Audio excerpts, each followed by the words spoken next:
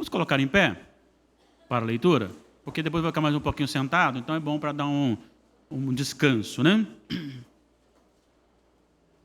Assim está escrito. Lucas 1, 5 a 17. Nos dias de Herodes, rei da Judéia, houve um sacerdote chamado Zacarias, do turno de Abias. Sua mulher era das filhas de Arão e se chamava Isabel. Algumas traduções mais antigas, Elizabeth. Tanto faz Isabel como Elizabeth. Ambos eram justos diante de Deus, vivendo irrepreensivelmente em todos os preceitos e mandamentos do Senhor. E não tinham filhos, porque Isabel era estéril, sendo eles avançados em dias. Ora, aconteceu que, exercendo ele diante de Deus o sacerdócio, na ordem do seu turno, coube-lhe por sorte, segundo o costume sacerdotal, entrar no santuário do Senhor para queimar o incenso. E durante esse tempo, toda a multidão do povo permanecia da parte de fora orando. E eis que lhe apareceu um anjo do Senhor, em pé à direita do altar do incenso. Vendo-o, Zacarias turbou-se e apoderou-se dele o temor.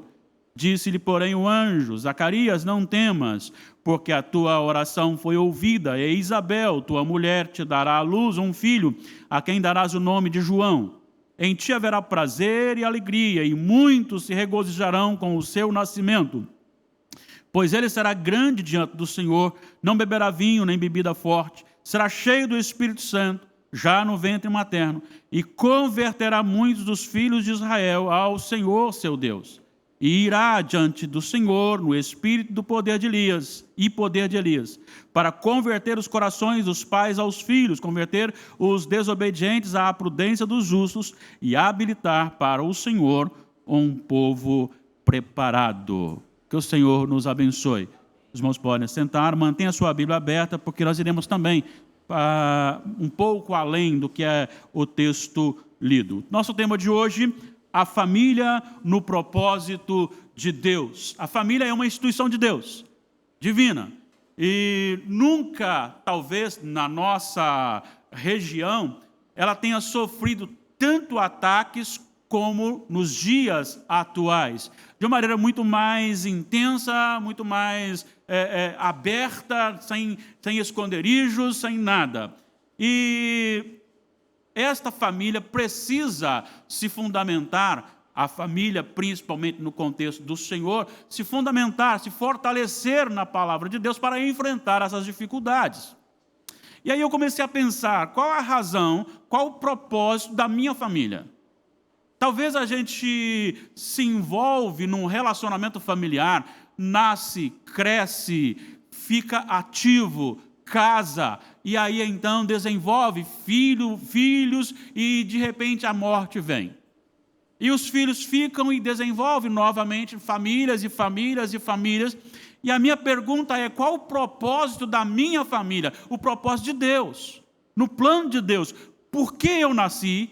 Por que Damares nasceu? Por que ele nos uniu? Por que ele nos deu o William Douglas? E por que ele deu Natália ao William Douglas? Tem um propósito. Qual é este propósito? A gente precisa entender muito bem essa situação. Por que eu estou falando isso? Porque pior do que esses ataques externos com a família, está a nossa ignorância no tratamento da nossa própria família, no propósito de Deus. Infelizmente, a família cristã hoje, ela está sendo moldada não pelas Sagradas Escrituras, mas por esse sistema, por este mundo. Olha só uma coisa, muitas pessoas têm pensado que filho atrapalha a vida. E o Senhor diz que é herança do Senhor. Muitos têm optado, e eu falo isso, já falei algumas vezes para a igreja, de forma bem clara, que a cabeça que eu tenho hoje, se Deus me desse, teria mais filhos. Mas a questão de ter dificuldade, pouco filho, isso é coisa dessa sociedade. É uma questão de deixar o Senhor é aquele que conduz ao número de filhos. Eu não tenho dúvida nenhuma com respeito a isso. Então, poucos filhos para dar alguma coisa maravilhosa para esses filhos, para eles serem, então, bem vistos na sociedade. E alguns até preferem os animais aos filhos. Nada contra os animais, mas troca-se. Eu prefiro ter um cachorro, um gato, um animalzinho, do que ter o filho. E aí nós estamos nos amoldando às paixões deste mundo. O sistema deste mundo, como diz Paulo, não vos amoldeis a ele, está dominando também o direcionamento da família cristã. E muito mais envolvidos pelo contexto relacionado da sociedade do que pela palavra de Deus.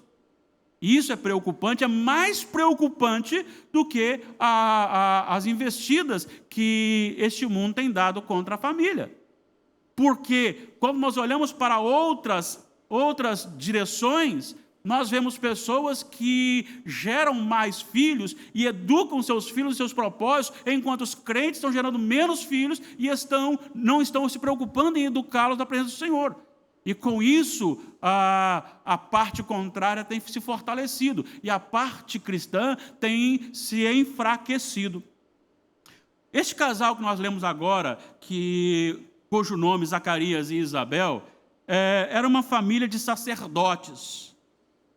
Ele, Zacarias, do turno de Abias, está lá em 1 Crônicas 24, e mais precisamente no versículo 10, falando de Abias, mas capítulo 24 fala da ordem ou das turmas dos sacerdotes divididos ali, e ela era das filhas de Arão. Então, tanto ele quanto ela eram de descendência sacerdotal. O sacerdócio em Israel era composto por 24 divisões, sendo uma delas a da casa de Abias, de onde então nasceu Zacarias. O turno sacerdotal de Abias, juntamente com os demais, cada turma ficava por uma semana exercendo os trabalhos no templo. E, neste momento, a turma de Abias estava ali e, justamente, o nosso querido irmão sacerdote Zacarias estava trabalhando ali. Só que tem uma coisa, cada turma dessa tinha centenas de sacerdotes, multiplicado por 24. Agora, quando que um desses conseguia entrar no santuário para oferecer sacrifício? Muitos deles entravam-se uma vez só na vida, e alguns nem entravam para oferecer o sacrifício. Então era o número gigantesco de sacerdotes e o processo de sorte lançada para que aquelas pessoas entrassem para ministrar. No entanto, soberanamente, Deus conduz a história. Em Provérbios nós encontramos que lança-se a sorte no regaço, mas Deus conduz o resultado. Você acha que é sorte, mas é a mão de Deus conduzindo. E naquele dia, justamente naquele dia, entra para ministrar. A sorte cai sobre Zacarias. E Zacarias entra para realizar o sacrifício. E ali apareceu um anjo, como nós lemos. E este anjo aparece e anuncia uma mensagem, principalmente com dois segmentos. Primeiro, a questão do nascimento do filho, que eles, Zacarias e Isabel, ou Elizabeth, que já idosos, estavam privados de ter.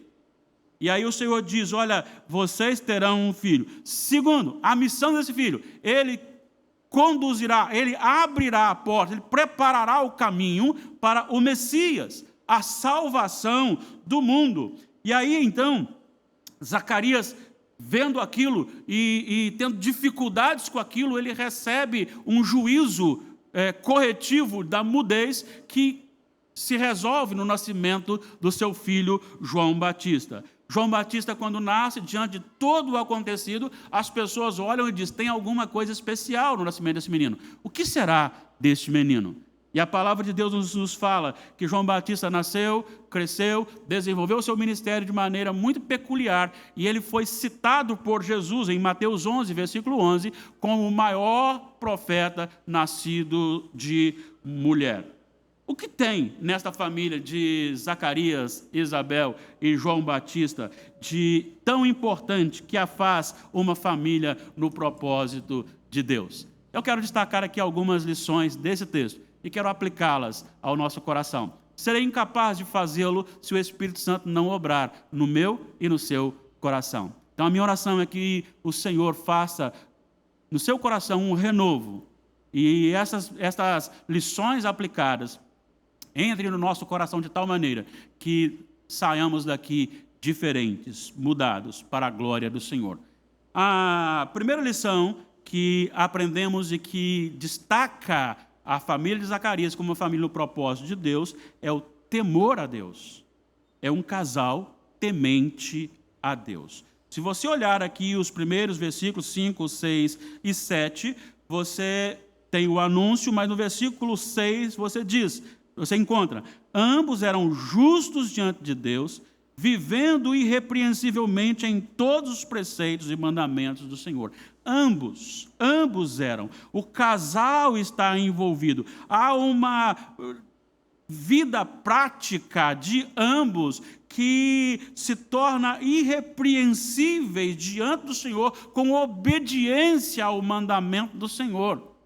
É um casal que não é moldado pelo sistema que o assiste, ou que o rodeia, ou que o move, mas ele é movido pelos mandamentos de Deus. A preocupação de Zacarias e Isabel é justamente guiar a sua vida no propósito de Deus. E isto é muito importante. Temer a Deus é algo que deve estar na vida da família. Por isso o salmista, no Salmo 128, diz: bem-aventurado aquele que teme ao Senhor. Depois no versículo 4, ele diz: bem-aventurada é a família que teme ao Senhor. A questão é temer, e temer, nós já falamos para os irmãos, é diferente de ter medo. Temer é uma postura reverente que nos aproxima de Deus com toda segurança e paz. Há uma reverência diante da santidade, da glória, da majestade de Deus, mas há também uma segurança de nos aproximarmos daquele que é todo-poderoso, que é santo, e Ele nos dá paz nesse momento. Isso é temor, isto é aproximarmos do Senhor. O casal que teme o Senhor é guiado pelas suas ordenanças, sua vontade, seus pensamentos, suas palavras, suas ações e suas reações. Elas são dirigidas pela pendência ao Espírito, pelo pendor ao Espírito Santo. É o Espírito que clareia, é o Espírito que determina, é o Espírito Santo que conduz. Uma família que teme ao Senhor é uma família que vive diferentemente deste mundo, porque essa família é guiada pelo poder do Espírito Santo do Senhor.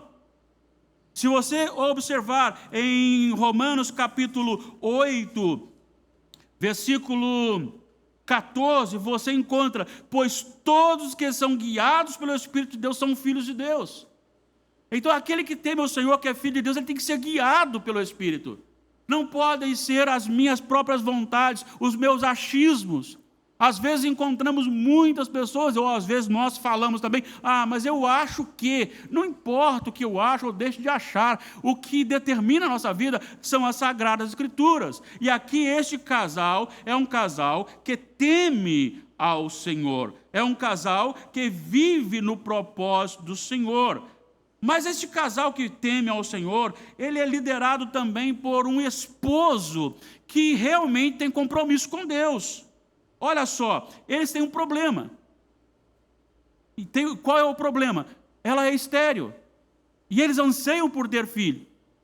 E o Senhor ainda não concedeu. Mas se você olhar o versículo 13, você lerá o anjo dizendo: Zacarias, não temas, porque a tua oração foi ouvida. É um líder que está sempre em sintonia com Deus referente às necessidades da sua família. É um líder que apresenta diante do Senhor como um sacerdote as suas necessidades, a necessidade da sua esposa, a necessidade da sua família. Ele está sempre buscando o Senhor. Amados irmãos, a casa, o lar daquele que teme ao Senhor, a oração é uma prática constante. A oração é uma prática comum no lar que vive o propósito de Deus. A oração principalmente pelo líder da casa, que também é seguida pela auxiliadora idônea. São pessoas que se envolvem com Deus, que amam o Senhor, porque foram amados pelo Senhor. Os olhos do coração foram abertos e agora eles enxergam a necessidade de temer e viver na presença do Senhor. Este casal vivia um temor na presença do Senhor.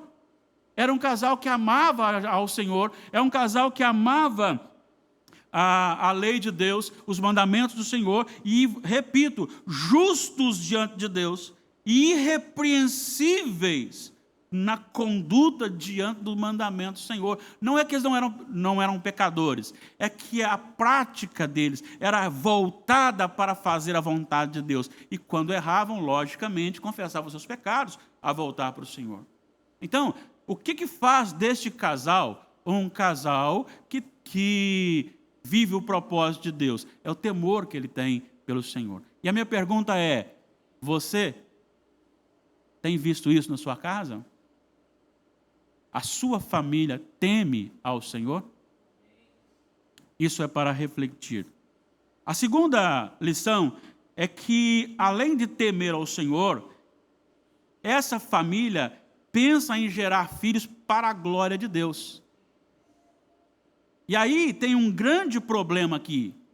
Às vezes nós queremos nossos filhos para a sociedade. Nós pensamos nosso filho para serem vistos pela sociedade.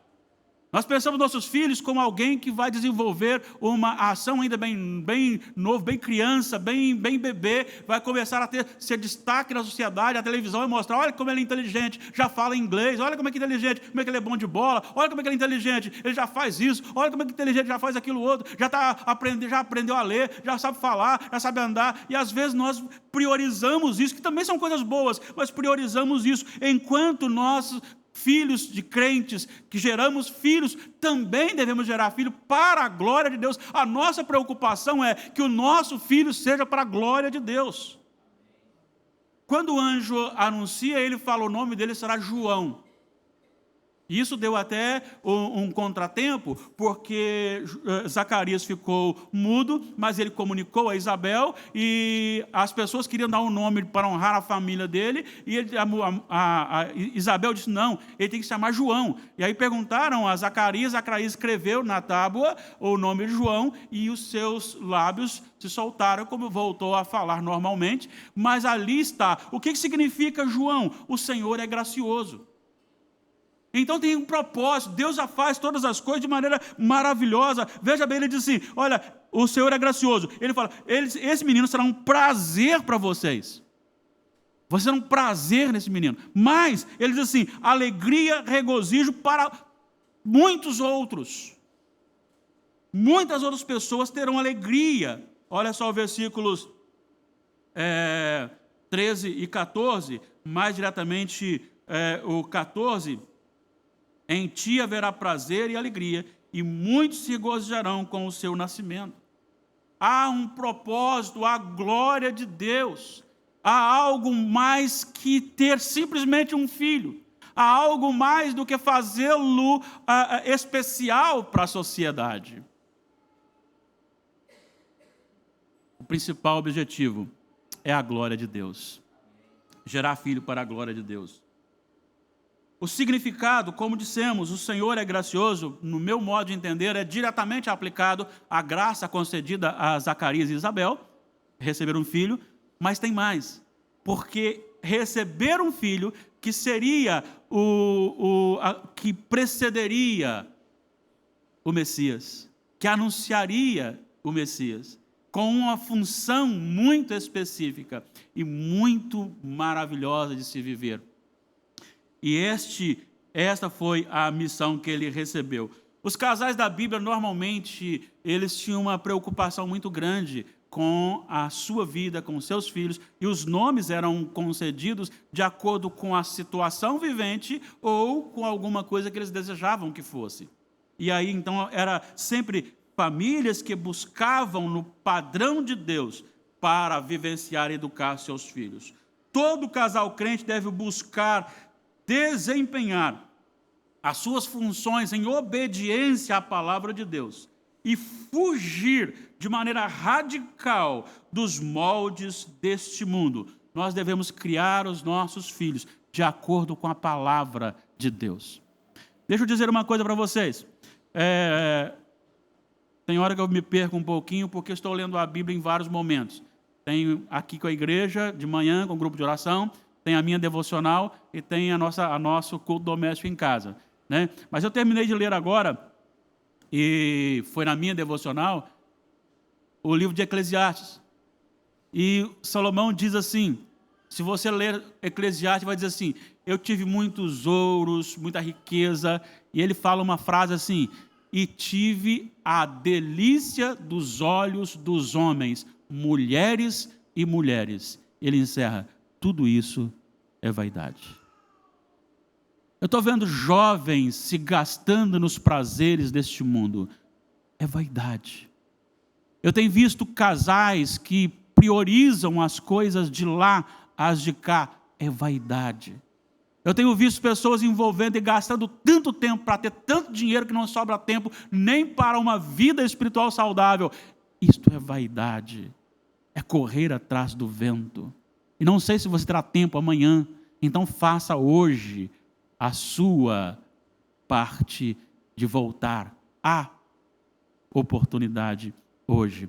Eu preciso criar, desenvolver e saber que o meu filho é para a glória de Deus e somente para a glória de Deus. Claro, ele pode ser alguém de destaque na sociedade? Pode.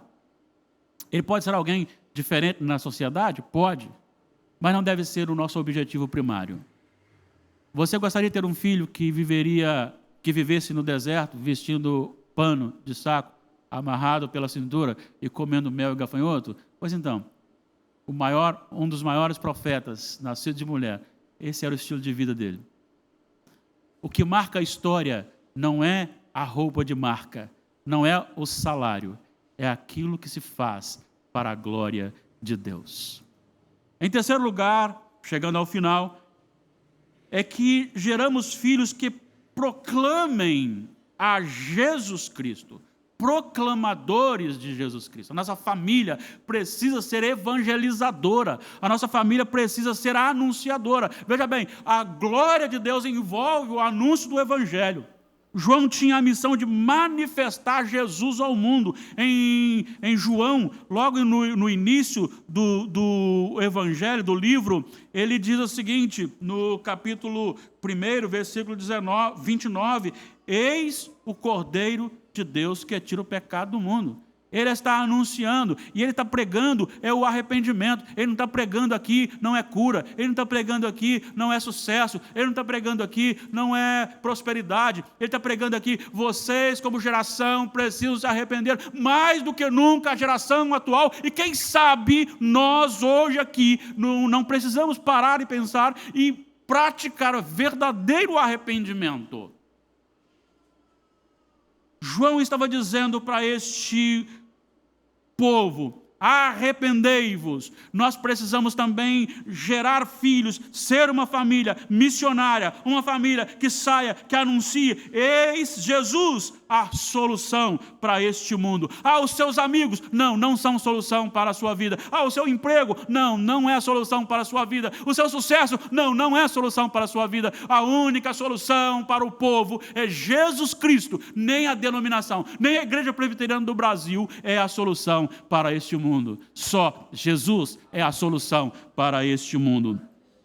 Precisamos sair com os nossos filhos e começar a dizer para o nosso vizinho, eis o Cordeiro de Deus que tira o pecado do mundo. Falar com aquele que está no elevador, eis o Cordeiro de Deus que tira o pecado do mundo. Aquele que desce na escada com a gente, eis o Cordeiro de Deus que tira o pecado do mundo. Falar com aqueles que estão próximos de nós, Jesus é o Cordeiro de Deus que tira o pecado do mundo.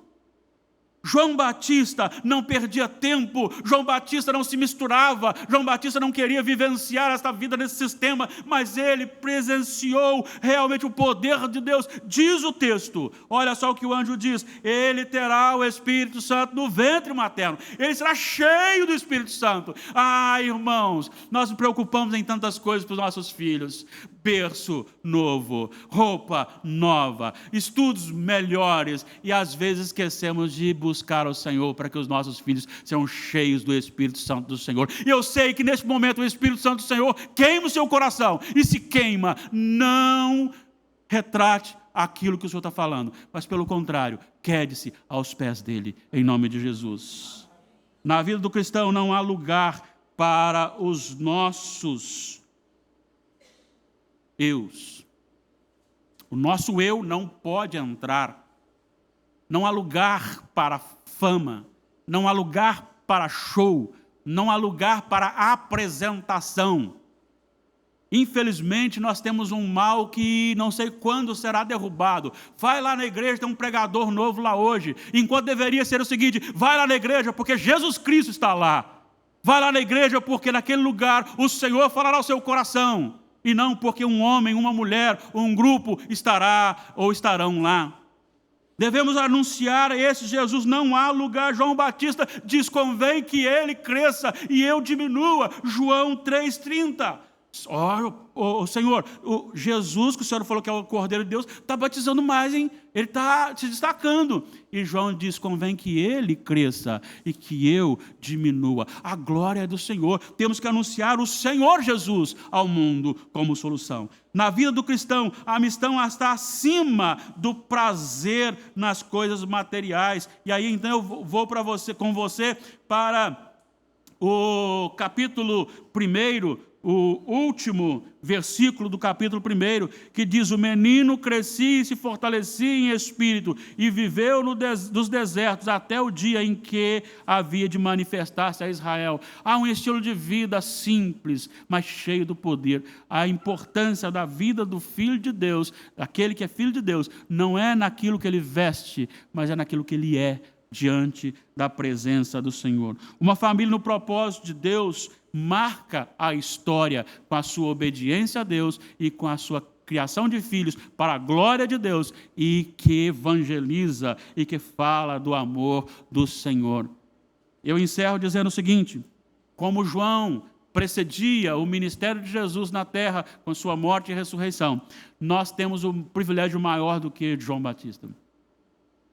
O Senhor Jesus, no mesmo momento que ele fala que não há profeta menor, João Batista é o maior dos profetas nascidos de mulher, ele também diz: o menor no meu reino é maior que João Batista, no sentido de privilégio.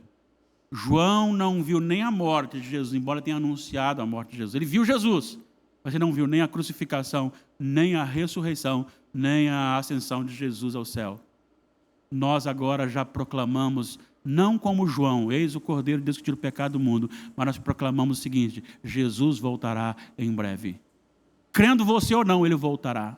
O ateu pode levantar e dizer: não importa, ele voltará. Você acreditando ou não, ele voltará e ele julgará com justiça. É por isso que nós precisamos estar com a nossa família no propósito de Deus.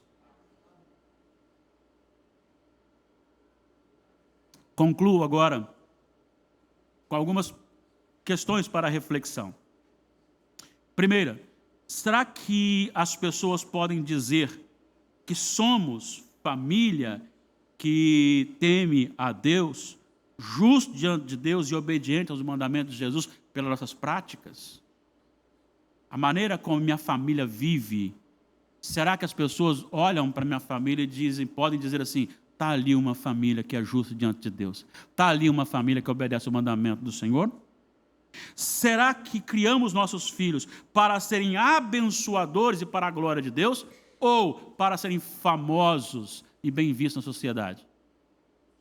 Para reflexão. Como está o seu filho? Há tantos pais que hoje estão chorando porque os filhos estão fora. E o que eu tenho falado para você que enfrenta isso: não desista do seu filho. Não desista. O Senhor pode fazer que um bebê seja cheio do Espírito Santo ainda no ventre materno. Ele pode transformar Nabucodonosor, ele pode transformar o apóstolo Paulo, ele transformou a minha vida e ele transformou a sua. Ele pode transformar quem ele quiser. Então não desista do seu filho. Ore por intensidade do Espírito Santo na vida do seu filho. Se ele não é convertido, por conversão. Se ele já é convertido, mas está ainda morno, que ele seja aquecido pelo poder do Espírito Santo do Senhor. Será que somos uma família útil para a sociedade no que diz respeito à apresentação da solução do mundo, Jesus Cristo? Será que nós temos feito Jesus conhecido através da nossa palavra ação, mas temos que falar também. Temos que anunciar também. Nós hoje somos barrados por uma ideologia aparentemente bonita do politicamente correto. E aí as pessoas se ofendem por pouquíssima coisa. Uma coisa é você respeitar o direito de escolha do outro, o que ele quer viver, como ele quer viver, se ele quer viver de uma forma ou de outra, eu não posso interferir nisso. Outra coisa é eu saber e falar com ele que a vida sem Jesus não vai ao Pai. Sem Jesus não há salvação. Sem Jesus não há vida eterna. Ah, mas eu vivo assim e amo Jesus. Mas para amar a Jesus tem que guardar os seus mandamentos. Eu não posso dizer que sou crente porque tenho um nome aqui na igreja. Eu não posso dizer que sou crente porque venho aqui esporadicamente. Eu não posso ser crente porque venho aqui todo dia. Eu não posso ser crente porque leio a Bíblia todo dia. Eu posso ser crente quando o Espírito Santo transformou o meu coração. E eu amo o Senhor obedecendo os seus mandamentos. E os mandamentos do Senhor passam a ser o prazer da nossa vida.